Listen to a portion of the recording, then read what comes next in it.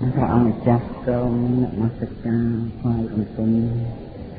ចំពោះព្រះអរហន្តសម្មាសម្ពុទ្ធមួយអណ្ដែងដោយព្រះសិទ្ធផងនិងព្រះអរិយសង្ឃដោយសេចក្តីគោរពដ៏ខ្ពង់ខ្ពស់ខ្ញុំបកករណាសូមនមស្ការចំពោះបកករណាគ្រប់ព្រះអង្គដែលបាននិមន្តមកសិក្សាព្រះធម៌ក្នុងថ្ងៃនេះក៏ជាថ្ងៃ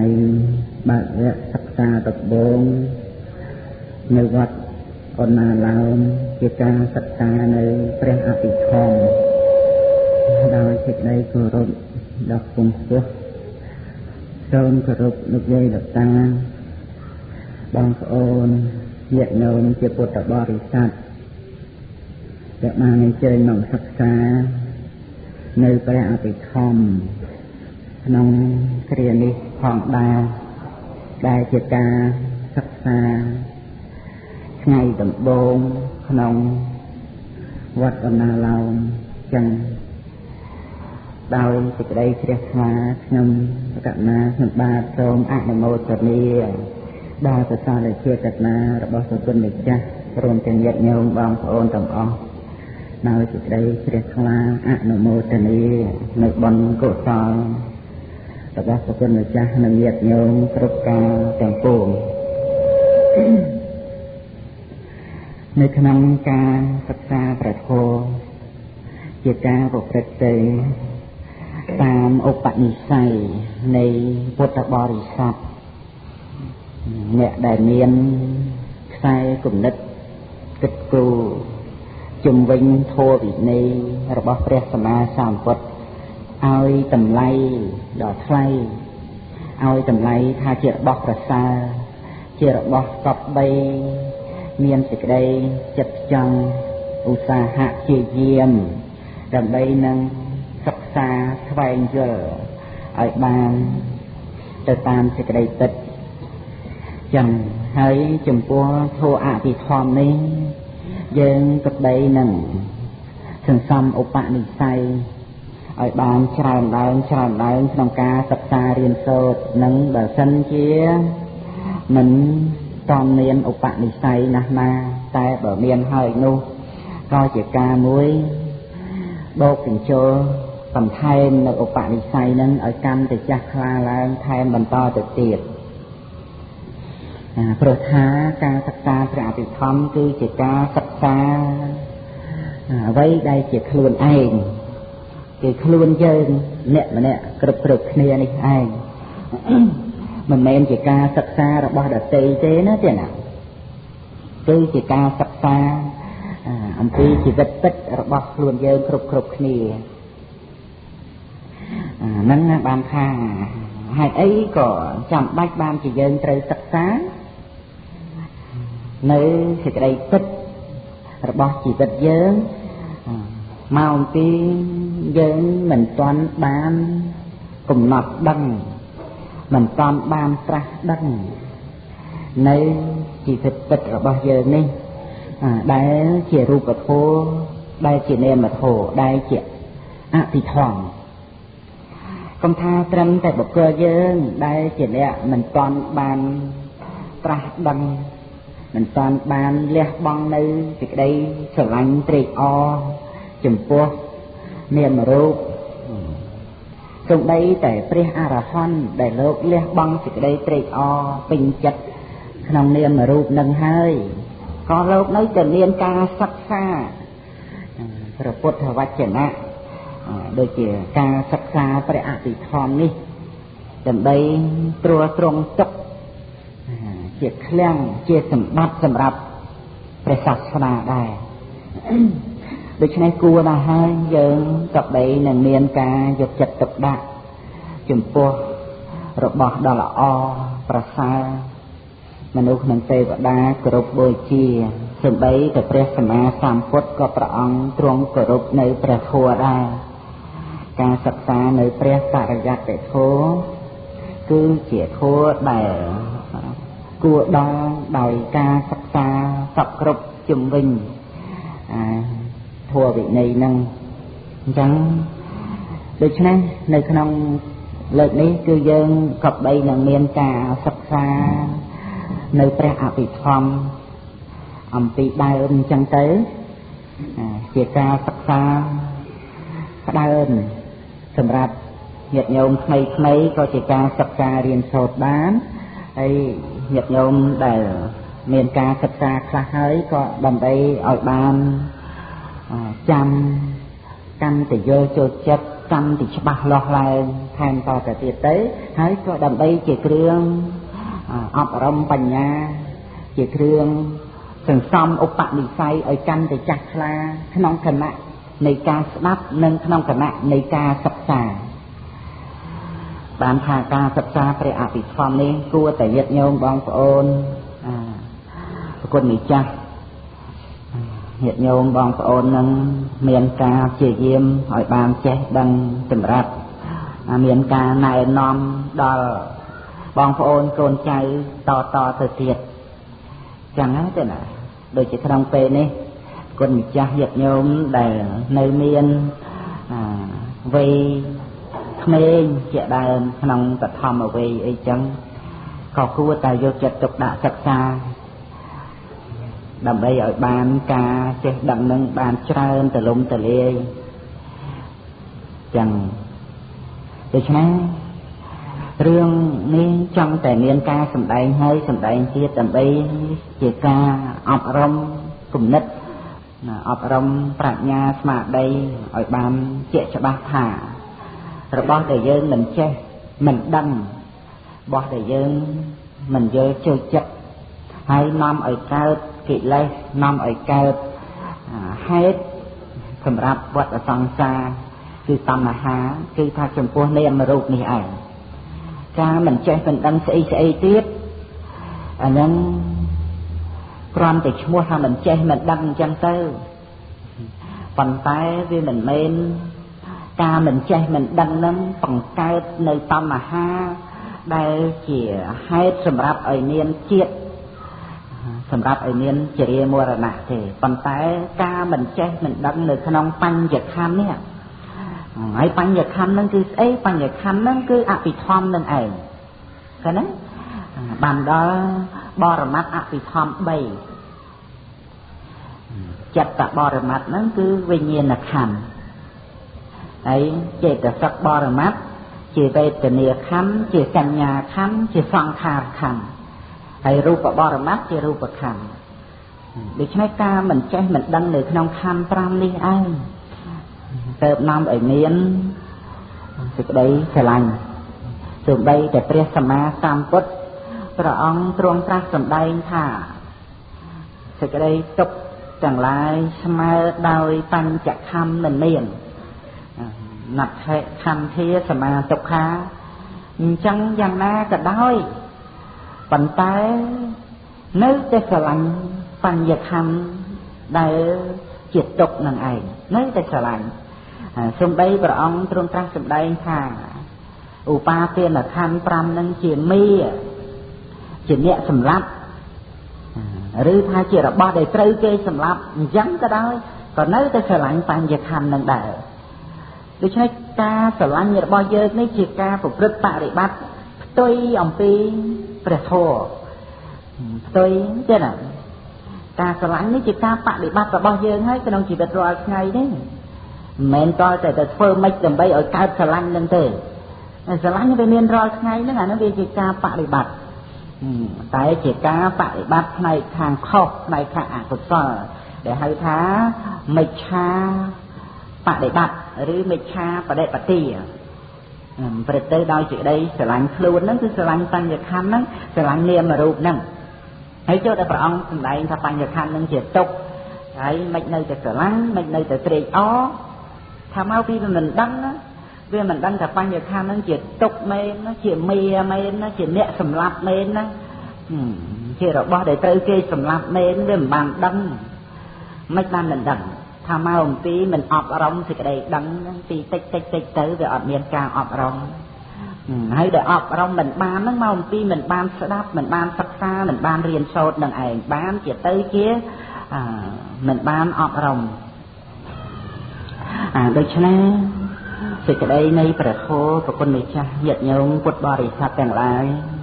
ដើម្បីនឹងបានជ្រាបថាមានជំរឿ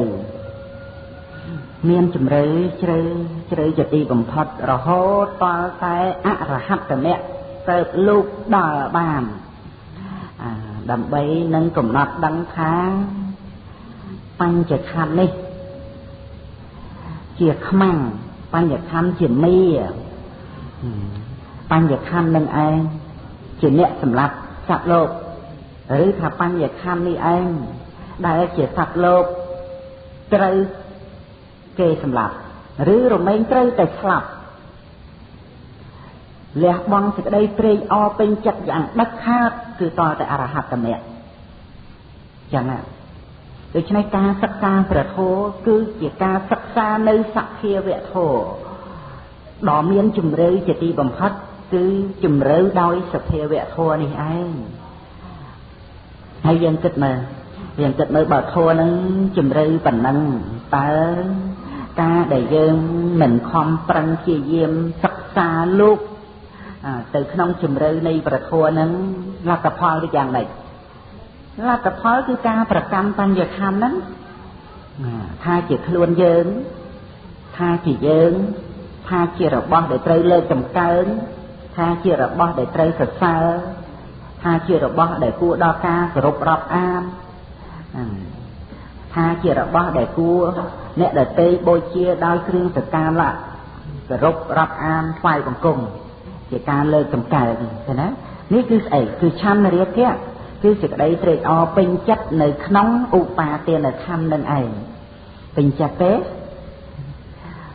លើកតម្កើងទេគាំទ្រទេនៅឧបាទានខណ្ឌដែលជាទុកដែលជាមីដែលជាខ្មាំងដែលជារបស់ដែលត្រូវគេសម្លាប់រមែងតែងតែស្លាប់គឺបញ្ញខណ្ឌហ្នឹងណាទេរមែងតែងតែស្លាប់ណាហើយក៏ជាឃាតករជាអ្នកសម្លាប់នឹងឧបាទានខណ្ឌ5ហ្នឹងប៉ុន្តែការប្រព្រឹត្តបរិបត្តិជាប្រកដីដោយសេចក្តីស្រឡាញ់ដោយសេចក្តីពេញចិត្តរបស់យើងនេះស្របតាមឱវាទព្រះសម្មាសម្ពុទ្ធបានបណ្ណាហើយផ្ទុយដោយបញ្ច្រាស់អំពីព្រះធម៌អានឹងទៅជាអនុសោតគាមីវាទៅតាមបណ្ដោយនៃកិលេសសេចក្តីត្រេកអរពេញចិត្តនឹងបណ្ដោយទៅតាមសេចក្តីអាល័យប្រព្រឹត្តទៅដើម្បីស្វែងរករូបសម្លេងក្លិនរសផាប់ៈយកមកបូជាឲ្យបញ្ញខណ្ឌនេះដើម្បីការលើកតម្កើងបញ្ញខណ្ឌនឹងដើម្បីការគោរពរាប់អានបញ្ញខណ្ឌនឹងចឹងនេះរឿងអីលទ្ធផលដែលកើតមកពីការមិនបានសិក្សាមិនបានលោកទៅក្នុងជំរឿនៃសភាវៈធម៌ហើយដែលមិនបានលោកនឹងមកពីមិនខ្វល់ខ្វាយក្នុងការគោរពព្រះធម៌ដូច្នេះការស្ដាប់ព្រះធម៌ដោយសេចក្តីគោរពគឺការតាំងចិត្តស្ដាប់ដើម្បីឲ្យយល់ចូលចិត្តនេះគឺវត្ថុបំណងតែម្យ៉ាងគត់ក្នុងការសិក្សាព្រះធម៌គឺតាំងចិត្តឲ្យយល់ចូលចិត្តក្នុងព្រះធម៌ដែលបានស្ដាប់មកនឹងនេះឈ្មោះថាគោរពព្រះធម៌ដល់អញ្ចឹងទៅយើងឆ្លាស់អត់មានចង្អៀតចង្អល់កវល់កវាយដើម្បីនឹងថាគោរពបុគ្គលនេះគោរពបុគ្គលនោះទេគឺយើងមានព្រះធម៌ជាទីតាំងនៃសេចក្តីគោរពក្រាបថ្វាយបង្គំព្រះធម៌និងនមស្ការព្រះធម៌សូម្បីតែព្រះសម្មាសម្ពុទ្ធក៏ព្រះអង្គគោរពព្រះធម៌ដែរដូច្នេះការគោរពព្រះធម៌គឺការបូជាព្រះធម៌ការប្រព្រឹត្តបដិបត្តិតាមព្រះធម៌នេះជាការប្រព្រឹត្តទៅដោយអំណាចភាវនាមយៈបន់សម្រាប់ដោយការភាវនានិងការស្ដាប់ព្រះធម៌ហ្នឹងណាទេចិត្តនឹងជ្រះថ្លាអាតភរផង់ត្រង់ទៅរកគុណនៃព្រះធម៌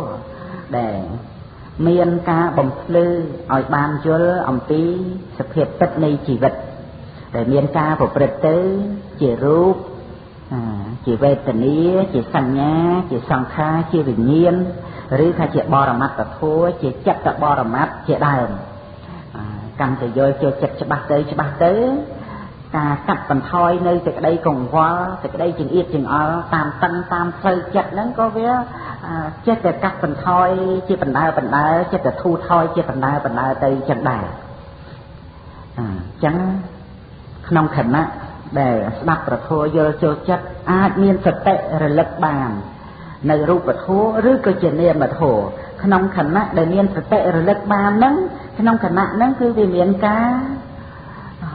កាត់បន្ថយនៅកិលេសដែលប្រកាន់នាមរូបថាជាតួខ្លួនឬថាជារបស់ខ្លួនហើយកាលណាកាត់បន្ថយនៅកិលេសក៏ជាការ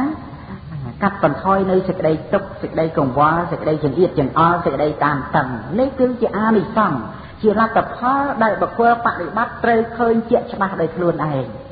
ដែលអត់មានសុំលទ្ធផលអំពីអ្នកដទៃណាទេ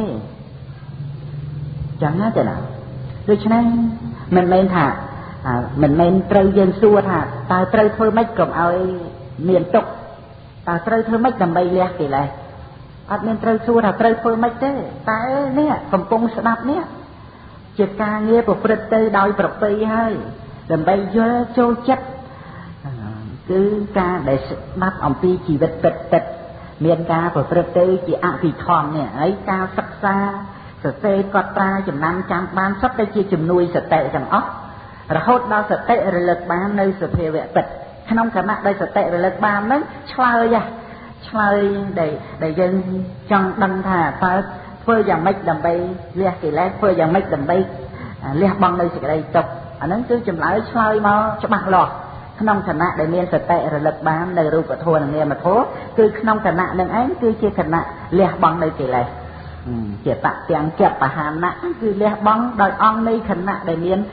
សតិរលឹកនឹងឯងហើយក៏ជាការលះបង់នៅសេចក្តីទុក្ខ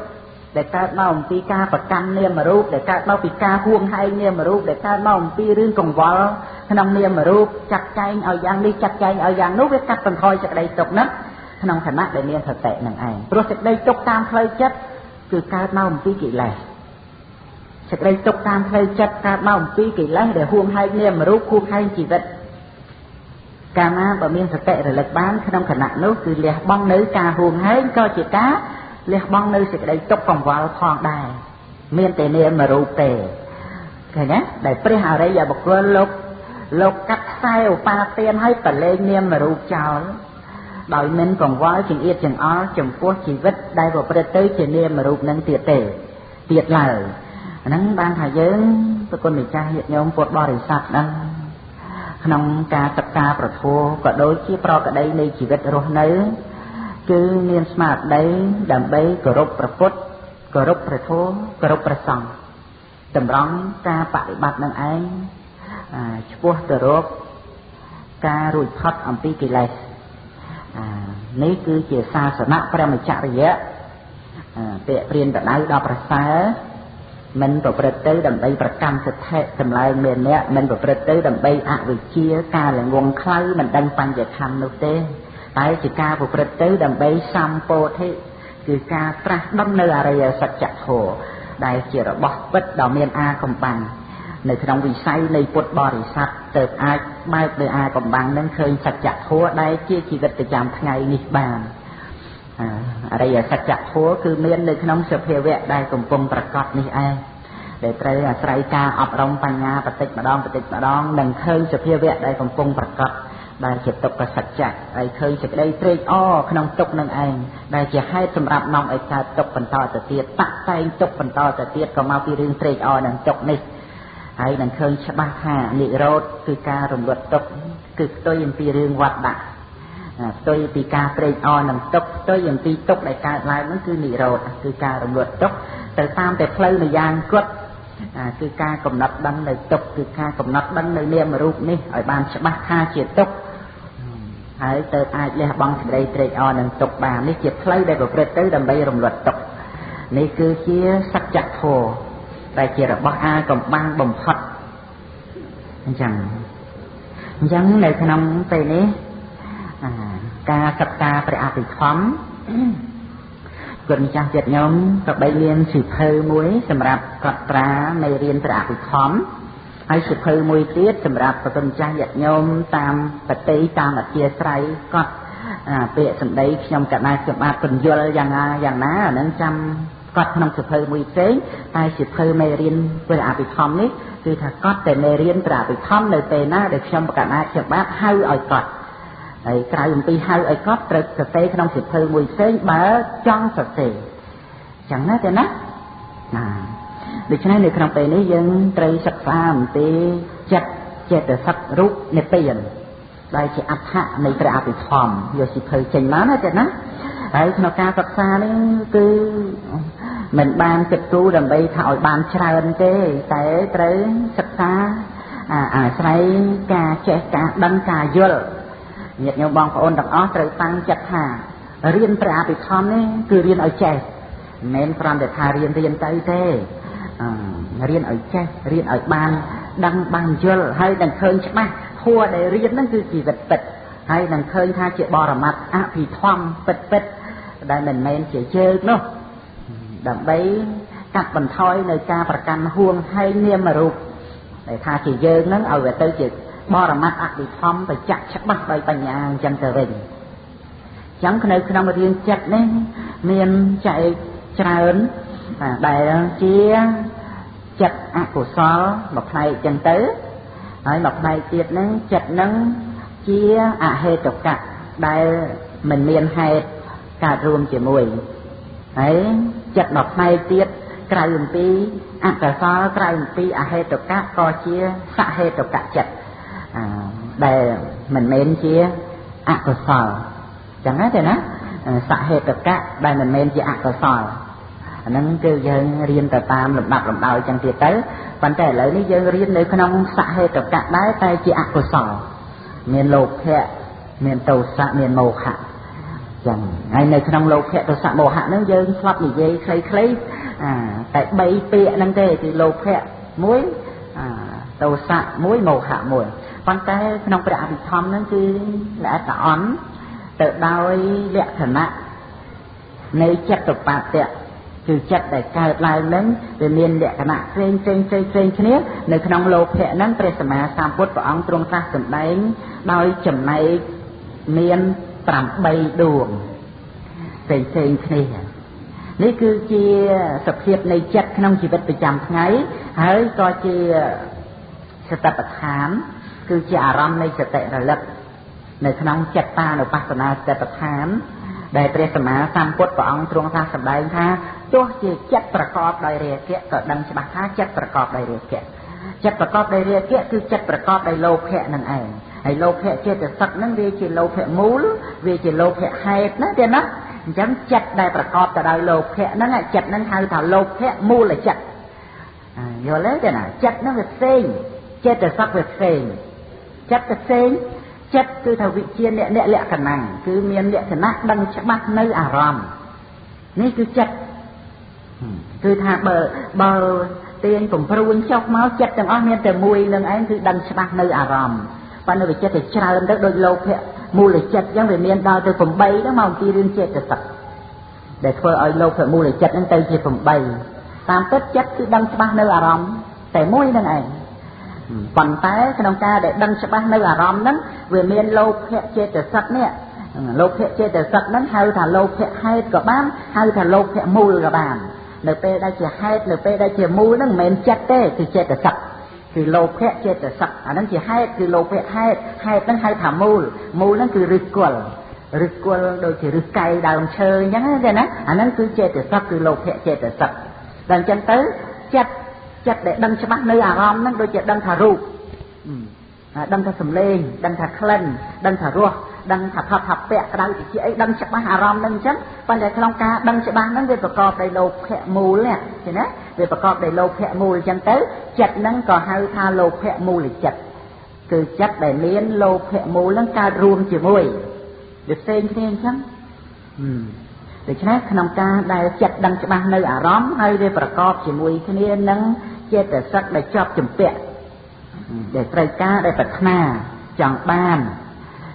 ហើយវាធ្វើឲ្យចិត្តនឹងឯងជាប់នឹងអារម្មណ៍នឹងប្រលោភៈមូលលោភៈហេតុហ្នឹងវាជាជឿវាជារបស់ស្អិតសម្រាប់លាបចិត្តនឹងឲ្យជាប់នឹងរូបនៅពេលដែលចិត្តដឹងច្បាស់នៅរូបហ្នឹងលោភៈដែលកើតជាមួយហ្នឹងវាលាបចិត្តឲ្យជាប់អញ្ចឹងទៅ នៅពេលដែលចិត្តនឹងដឹងច្បាស់នៅសំឡេងហ្នឹងលោភៈមូលចិត្តហ្នឹងវាជាជឿស្អិតវាលាបចិត្តឲ្យជាប់ហ្នឹងសំឡេងហ្នឹងអញ្ចឹងទៅនៅពេលដែលចិត្តនឹងដឹងច្បាស់នៅក្លិនចិត្តនឹងគ្រាន់តែដឹងច្បាស់នៅក្លិនទេប៉ុន្តែវាមានចេតសិកជាជឿជាលោភៈចេតសិកហ្នឹងវាទៅលាបចិត្តឲ្យជាប់នឹងក្លិនអញ្ចឹងទៅត្រង់នឹងឯងដែលចិត្តនឹងវាទៅជាប់នឹងរូបសំឡេងក្លិនរសផតថាពៈហ្នឹងមកអំពីវាមានជួរដែលធ្វើឲ្យចិត្តនឹងទៅជាប់ហ្នឹងវាជាគ្រឿងលាបចិត្តហ្នឹងហ្នឹងហើយដែលឈ្មោះថាលោភៈមូលចិត្តចឹងណាចិត្តនឹងវាមានជួរធ្វើឲ្យវាទៅជាប់នឹងរូបសម្លេងសំរោះផតថាពៈអញ្ចឹងបានជាព្រះអង្គទ្រង់ត្រាស់សម្ដែងថាជាបាភិលេបណាំងព្រមីថាគាត់ពោលនៅជាបៈគឺលោភៈនេះឯងជាគ្រឿងលាបចិត្តណាមិនមែនដូចមហាកុសលទេមហាកុសលវាអត់មានលោភៈកើតជាមួយទេមានរូបជាអារម្មណ៍លះរូបមានសម្លេងជាអារម្មណ៍លះសម្លេងទៅជាទានទៅជាសិលអីអស់វិញទៅអញ្ចឹងចិត្តនឹងដឹងច្បាស់នៅរូបដឹងច្បាស់នៅសម្លេងដែរតែវាអត់ជាប់ទៅជាលះទៅវិញមកពីអីថាមកពីវាអត់មានលោភៈចេតសិកហើយដល់តែចិត្តនេះដឹងច្បាស់នៅរូបនឹងគេដែរតែវាមានជួរដល់វាមានជួរលះរូបនឹងអត់បានទេដល់តែលះអត់បានវាទៅជាជាប់ហើយដល់ទៅជាជាប់ហ្នឹងមានឈ្មោះថាលោភៈមូលចិត្តបានអញ្ចឹងទេណាលោភៈមូលចិត្តហ្នឹងគឺចិត្តប៉ុន្តែមកអំពីវាមានជួរគឺលោភៈចេតសិកសម្រាប់លាបចិត្តហ្នឹងឲ្យជាប់ហ្នឹងរូបសម្លេងក្លិនរសផតថាពៈធម្មារម្មណ៍បុត្រធីតាភិយាស្វាមីដីធ្លីស្រែចម្ការសពគ្រប់ទាំងអស់ហ្នឹងវាចិត្តតែជាប់អញ្ចឹងណាឃើញឲ្យបានជាប់លឺឲ្យបានជាប់ប៉ះពាល់ឲ្យបានជាប់ដឹងឲ្យបានជាប់មកពីអីថាមកអំពីវាមានជួរលោភៈហ្នឹងគឺជាតួជួរសម្រាប់ធ្វើចិត្តឲ្យជាប់ឲ្យជួរនេះស្អិតណាស់ជួរដោយអំណាចលោភៈនេះមិនងាយដើម្បីនឹងលះបង់បានឡើយខ្លួនឯងក៏លះបង់បានដោយលំបាកហើយដល់តែអ្នកដទៃមិនអាចលះបង់ឲ្យបានឡើយ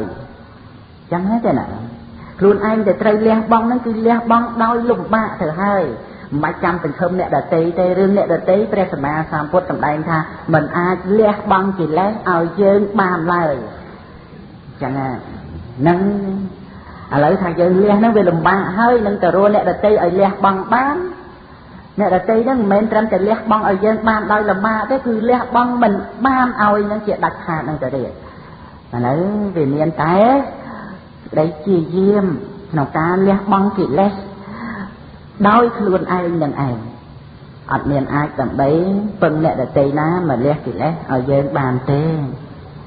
នឹងយកចូលចិត្តអញ្ចឹងទេណារឿងលោភៈហ្នឹងយើងត្រូវសិក្សាជាបន្តទៅឥឡូវចាក់សរសេរខាងដើម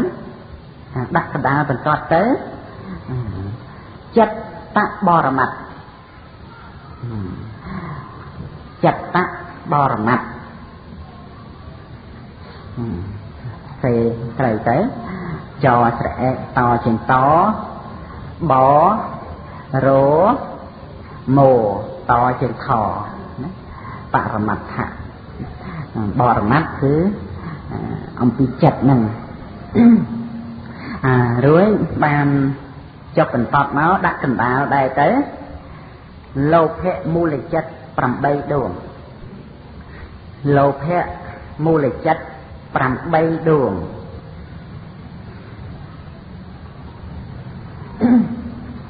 សេត្រីហ្នឹងទេណាលោភៈមូលចិត្ត8ដួង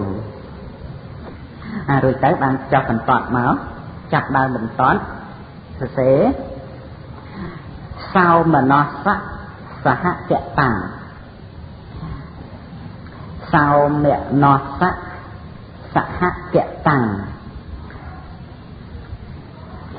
ដកឃ្លាបន្តិចទៅទិដ្ឋិក